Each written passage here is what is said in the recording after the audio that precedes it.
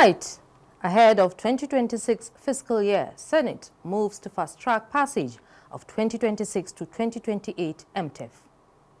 Police to VIP's withdrawal presidential order, Red Chambers probes implementation. Plus, ECOWAS Parliament reviews member states' reports at the end of 2025 sessions.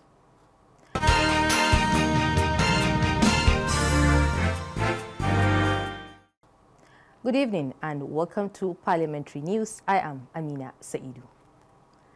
Senate has resolved to fast-track the consideration and passage of the 2026 to the 2028 Medium-Term Expenditure Framework and Fiscal Strategy paper, MTEF FSP, transmitted by President Tinubu. The MTEF FSP was approved last week at the meeting of the Federal Executive Council. Deputy President of the Senate, Barrow Jibrin, after reading the executive communication at the commencement of Thursday's plenary, referred it to the Senate Committee on Finance for further legislative action. The 2026 budget of the federal government will be prepared based on the parameters and fiscal assumptions of the approved 2026 to 2028 MTEF and FSP. I seek the cooperation of the National Assembly for expeditious legislative action on this submission. Still from the Red Chamber, Senate has this Wednesday mandated its Committee on Police Affairs to investigate allegations that the presidential order directing withdrawal of police personnel from VIPs is being flouted. National Assembly correspondent Lami Ali reports on this and other happenings at the plenary. The directive to withdraw police personnel from some category of VIPs and be replaced by officials of the Civil Defense Corps was issued on November 23rd by President Tinubu and emphasized this Wednesday. The withdrawal is to boost police presence and secure communities, particularly in remote locations. Senator Abdul Ningi raised a point of order during plenary, alleging that the directive was being flouted. I'm coming after they have withdrawn my only orderly. I saw 2 convoys of ministers, and they were carrying lots of security personnel, business concern, Chinese and other business concern. Yesterday, with the compliments of orderlies, Mr. President, I have also seen daughters and sons of political office holders having orderlies and having security covers. Mr. President, I have seen singers having orderlies. The Senate therefore mandated the Police Affairs Committee to investigate. The chairman of the Police Affairs Committee should take up this matter, conduct a proper investigation, and let us know why is the directive of Mr. President being flouted. Mr. President gave that order in order to strengthen our police force to deal with our internal security problems, and it was done in good faith. Meanwhile, a bill that seeks the establishment of Chartered Institute of Planning scaled second reading. It will unify planning methodologies across government institutions, build a skilled workforce of certified planners, and institutionalize planning as a central governance process. Is to have an institute that will have the responsibility of training core professionals. Like the Chartered Institute of Taxation, Institute of Bankers, Nigerian Institute of Bankers, and the rest. So a planning institute is needed to standardize who practiced in those areas. We are moving with technology. And if we talk about technology 20, 30 years ago, we'll never be the same today. 4 bills passed first reading. Among them is the Federal Character Commission Act Amendments Bill. From the National Assembly, Lami Ali, NTA News. The federal government, through the Ministry of Aviation, has been asked to intervene in the exorbitant cost of domestic air tickets by effecting a 50% reduction in airport charges and auxiliary taxes. The House of Representatives, which passed the resolution at Thursday's plenary, is hoping that this will translate to a significant reduction in airfares to enable Nigerians to take advantage of air travel during the Yuletide. Adopting a motion by Representative Obinna Ogocha, the House called for a transparent assessment mechanism by the Ministry of Aviation to determine the actual operational costs for airlines during the season. Unprecedented rise in air travel costs is not mere anomaly in the market. It poses a direct threat to security, to life, to tradition that unite our society during this cherished festive moment. Further urge the government to show decisiveness as they did last year with road transporters in providing support. What the airlines operators in Nigeria have done in the past 12 hours is completely uncalled for. And I stand with the content of this very motion that our operators, airline operators, should be called to order. Landing cost has been increased, parking has been increased, even staying on the air, because we don't have a full total radar coverage. We should as well consider, call on the aviation authorities to reduce the cost so that the airline operators will not be adding cost every day. As long as they have not declared bankruptcy, Mr. Speaker, we must always think about the people, the Nigerian people. Aside that, you are aware that the pressure on the airlines is because the roads are not safe.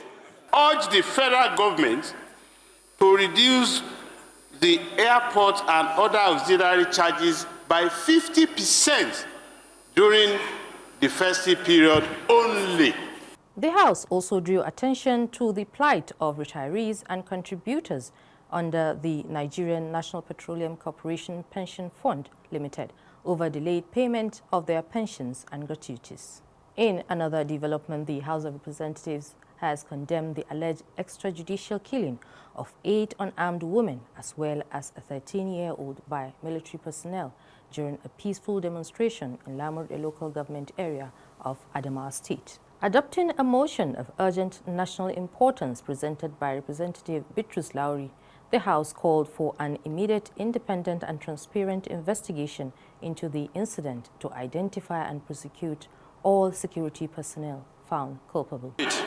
That this tragic incident mirrors similar occurrence in Dong Laru, Kadamchi, Zorwe, Shafaron communities in 2017, where civilians suffered at the hands of security personnel without any meaningful investigation, prosecution or compensation, suggesting a troubling pattern of impunity. Condemns in strong terms the killings of unarmed civilians, which is inhuman, unjustifiable, and constitute a gross violation of fundamental human rights guarantee under the Constitution of Nigeria. The House Committees on Human Rights, Defense and Internal Security were mandated to undertake a fact-finding mission to Lamur, a local government area of Adamawa State, and report their findings back to the House within 2 weeks. The Senate, under its Committee on Foreign Affairs, is giving the screening of ambassadorial nominees as presented by President Bola Ahmed Tinubu all the seriousness it deserves for the country to have its diplomatic missions on a sound footing. Our correspondent, Joshua Ogunjide, will give us up to speed of what is happening at the committee level, which has so far screened more than half of the career and non-career ambassadorial nominees. I'm here with Senator Wadada, who was part of the exercise, a member of the committee that screened the ambassadorial nominees. So far, so good, sir. What can you say about the exercise? Well, the exercise has been smooth and, of course, fruitful, because the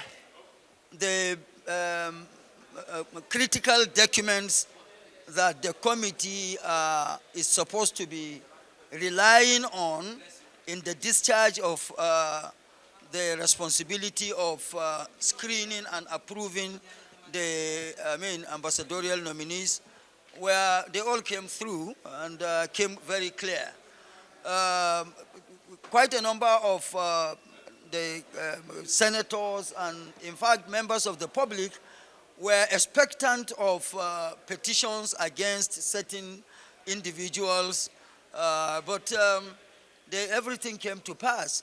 An issue was raised on Reno, and I see it as Senator Adams Oshomole said.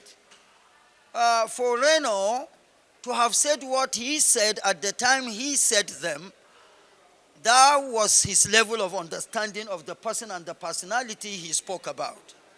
And having realized the truth and was not ashamed to come to the public to say, oh, sorry, I was misled or misguided by the information I had. This man is real and he is truly working. I think that should be commended. And over and above all, you cannot cry much more than the bereaved. Reno did not criticize or insult the National Assembly. Reno criticized and insulted the president, and it is the same president that nominated him. So that is to tell the world that the president's commitment, interest and commitment to the betterment of Nigeria within and outside the shores of Nigeria is beyond political relationships. Whether or not you criticize him, if he finds you worthy of any appointment, he will do it. That is a very dynamic, pragmatic, and contemporary leader, President Bola Ahmed Tinubu. So while I congratulate Reno, I commend Mr. President as always, the man of the moment. What's the next line of action? The committee will put its report before the Senate, committee of the whole, and whatever transpires there. But the committee of the whole will be greatly guided by the report of the committee. And at the committee level, so far so good. As mentioned by Senator Wadada, one of the ambassadorial nominees present was Reno Omokri. Also was former Minister Femi Fani Kayode. Over now to you in the studio. We now take a break. News continues shortly. Stay with us. Every week, a voice stands out, a leader inspires, and a lawmaker makes the difference. From the chamber of debates to the heart of the communities, we celebrate men and women shaping our democracy. Who is making impact? Who is driving change? Who is standing tall for the people? Join us as we spotlight excellence, celebrate service, and honor leadership. Legislator of the Week, where democracy meets inspiration. Stay tuned for Legislator of the Week, showing only on NTA Parliament. Don't miss Legislator of the Week, your window into impactful leadership.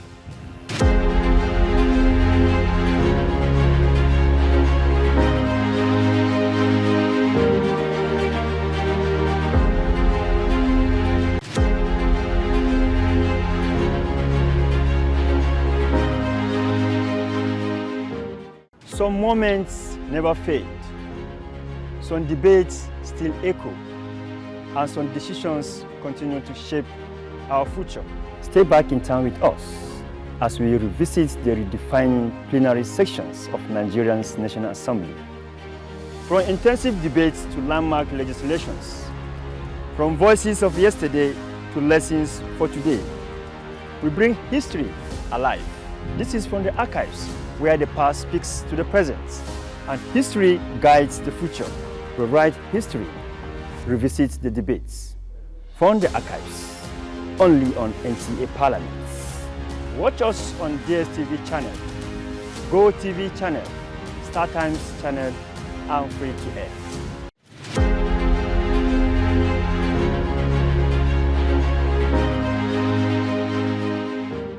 And from the State Assemblies, Ogun State House of Assembly has approved the 300 billion naira bond request by Governor Dapo Abiodun to partially fund the 2026 budget and the 2026 to 2028 medium-term expenditure framework.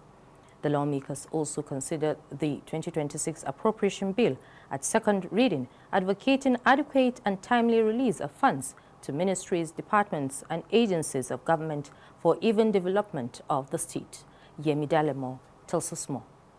The Deputy Speaker of the House, Latifat Bolanle Ajayi, presented the report of the Committee of the Whole after examining Governor Dapo Abiodun's request for the 300 billion naira bond to support the 2026 annual budget, the 2026 to 2028 medium-term expenditure framework and other long-term infrastructural projects, as well as funding of long-term pension obligations. 24 lawmakers at the plenary approved the request. Made the requisite application for an irrevocable standing payment order (ISPO) as may be required and deemed appropriate for purposes of effecting the respective bond issuance, and transmit the House's approval to any relevant regulatory authority, including the Securities and Exchange Commission. Signed by Right Honorable Lemidi Ogudaisi, Architect, Speaker, myself. The year 2026 appropriation bill scales second reading as lawmakers engage in extensive deliberation on the fiscal proposal. The lawmakers queried the 70% implementation of the 2025 budget without noticeable developments in the rural areas across the state and advocated timely and increased funding to the various MDAs for improved and satisfactory performance of the 2026 budget. Apply a federal character in our state too. That means equal, equitable, and a state character, so that all the local governments can have equal benefits. The appraisal of our capital expenditure, this health sector is something that is hovering around 1%. This is terrible and should not be accepted. On paper, this budget looks very beautiful, and I do hope that all the proposals will be backed up with adequate funding. So if we just sit here, it's release of the fund. I mean, it's a part of the project, but releasing it at the right time. It's not as if we just reading that. We're saying the figure. It is important that this House call for a list of what is to be done so that we ensure equitable distribution of all of these infrastructure. Speaker, if this year budget actualized 70% without nothing to show for it, I don't know what will happen if the next year budget is actualized 68 or 69%, even if not up to that 70%. We can never continue doing something the same way and be expecting different results, Mr. Speaker. The Speaker, Oludaisi Elemide, emphasized the need for clear sectoral performance indicators to strengthen accountability and ensure effective evaluation of government programs across the state, and committed the appropriation bill to the House Committee on Finance and Appropriations for further legislative actions. In Abuja, Yemi Dalemo, NTA News. No doubt, youths make up the larger population in the African continent. However, their marginalized voices should be heard by the ruling class, as true democracy yearns for articulate and responsible young minds in shaping the future of the country. This was the position of stakeholders at a dialogue on the role of the youths in advancing Nigeria's democracy, where channels of effective political participation, bottlenecks and practical models to be adopted for active engagement of the youth in governance were discussed. Young people must not only demand good governance, they must contribute ideas, research, debates, and policy solutions. Democracy thrives when young people organize community projects. Our forte is civic education and enlightenment, policy integration, and leadership incubation.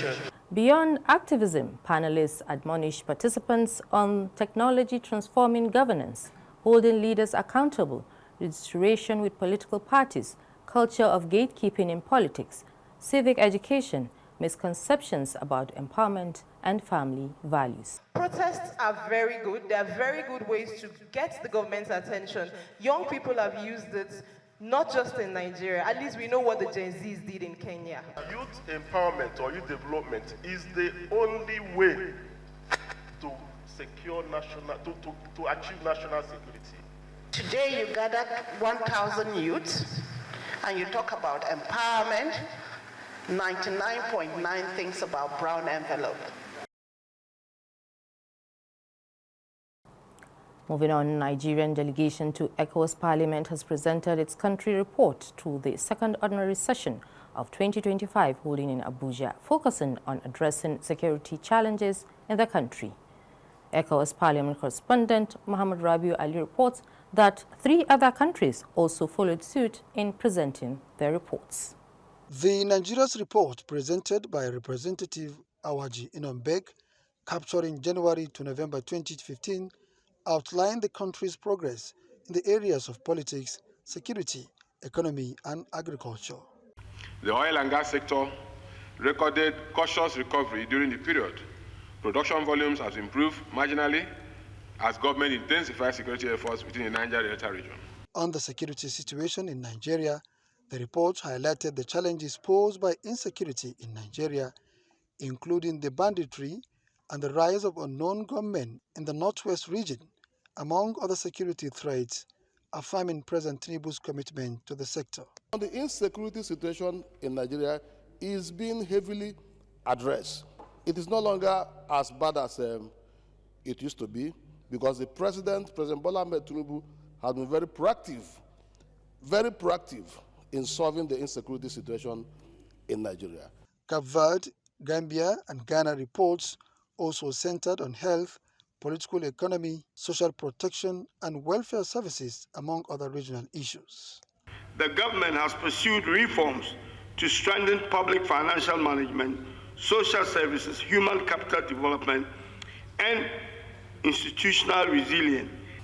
As of 2025, the country labor force is estimated at approximately 600,000 individuals with youth ages 15 to 35. Members reacted positively during the plenary to the reports presented. La séance est suspendue et reprend à 15 heures. Merci. In Abuja, Muhammad Rabiu Ali, NTA News. This is where we conclude parliamentary news. Remember, you can still watch this news and other programs on our social media handles showing on your screen. Thank you for watching. On behalf of the production crew, I am Amina Saidu.